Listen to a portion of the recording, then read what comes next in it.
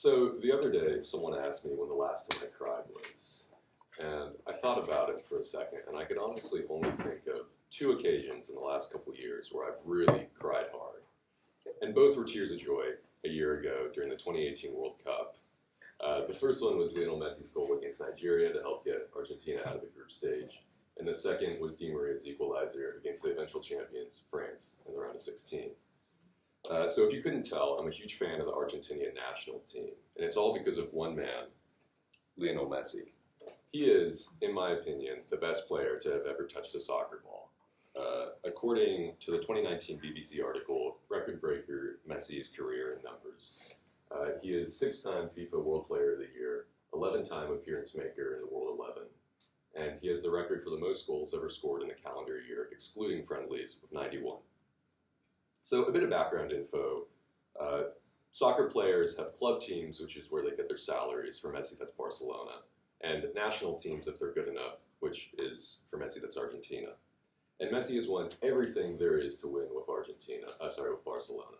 But it's not the case with Argentina. He's reached 3 Copa America finals and 1 World Cup final, and he's lost all of them.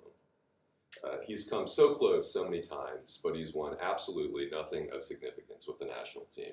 And the World Cup, which is the pinnacle of success in soccer, has always eluded him.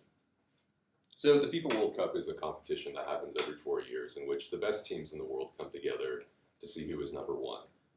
It is by far the most watched sporting event in the world, with over 3.6 billion viewers cumulatively on the most recent one in Russia.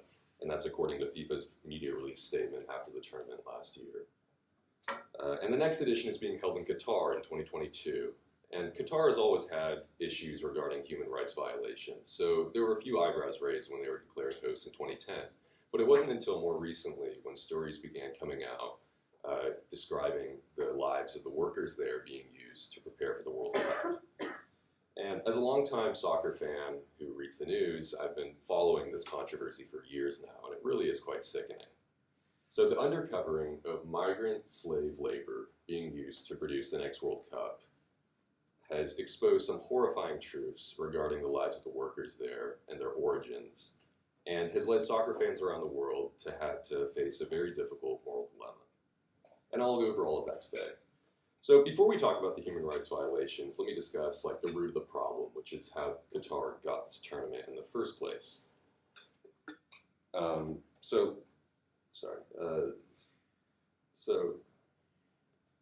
So for example, the World Cup is hosted.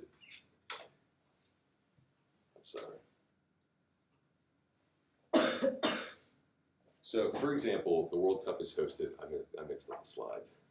So, for example, the World Cup is hosted in the summer. In the summer there, it gets over 120 degrees. And they also practice Sharia law, which means that there's dress codes for women, and they ban alcohol. So you might be thinking, why did they host this in such a backwards country? Their culture is so different from that of the fans that are going to that are going to visit them there. I found this graphic off of Qatar's official tourism website. So let me preface this by describing the process that they use to pick the host. So countries that want the honor bid, and supposedly delegates from other countries vote on the winner, and the winner's the host. Supposedly. So they try to host this thing in a different place every single time. In 2010 it was South Africa, 2014 Brazil, 2018 Russia, 2022 Qatar.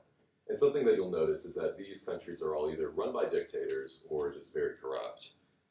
That's right, FIFA has severe, horrible issues regarding accepting bribes. All the World Cups are bribed, and every single location since 2006 has been paid for. Sepp Blatter, who is the ex-president of FIFA,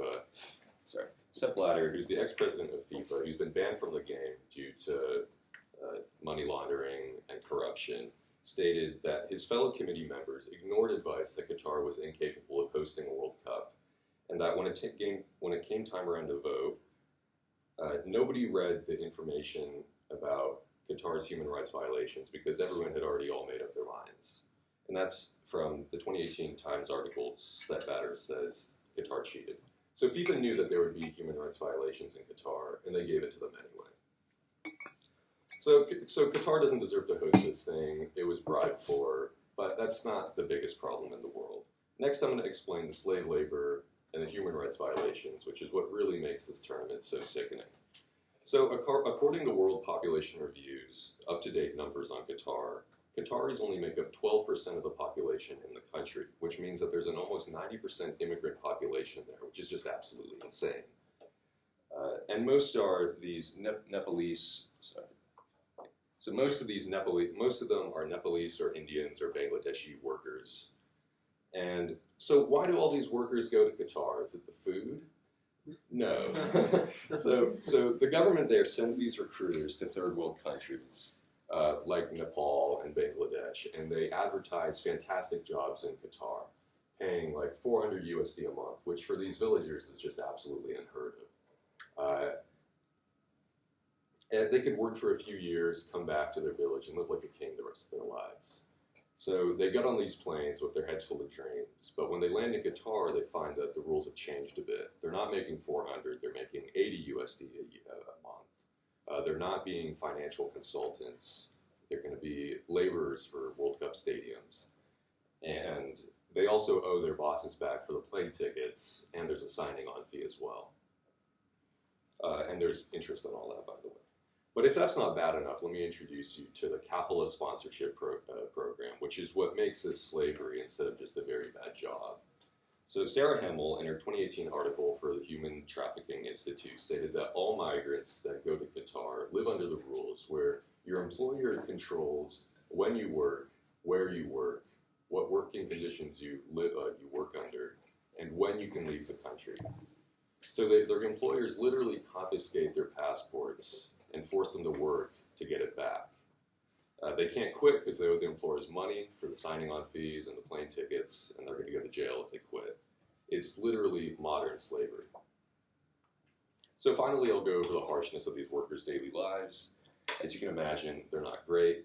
There's high heat, so that means they work through the nights, and there's no cold water. But something, and I thought that was to be expected. The interesting thing to me was that because the cost of living in Qatar is so high and these people make so little money, it's like a minimum wage worker living in New York City, but somehow even worse. And because these workers are so expendable, there's very little training offered. And that means these jobs are so dangerous because it'd be like putting me on one of these building sites. The Human Rights Watch's article from a month ago called Urgently Investigate Migrant Workers' Deaths in Qatar stated that hundreds of these workers die every year on these construction plants, all due to natural causes, supposedly. And because it's Qatar and they don't cooperate, nobody knows exact numbers. So it's quite horrifying what's happening over there. And all in all, the fact that the biggest sporting event in the world is being hosted and funded through slavery is just a shameful act. And it forces a moral dilemma on fans like me who must decide whether we're going to watch this tournament and support it. And as a Messi fan, I know that Qatar 2022 is going to be his last opportunity for glory with the national team. He's come so close so many times, and I just want to see him win so badly. And he'll be 35 by then. But millions around the world face the same dilemma as I do, wanting to watch our favorite players on the world's biggest stage, but knowing that we'd be supporting these monsters if we do so. Thank you.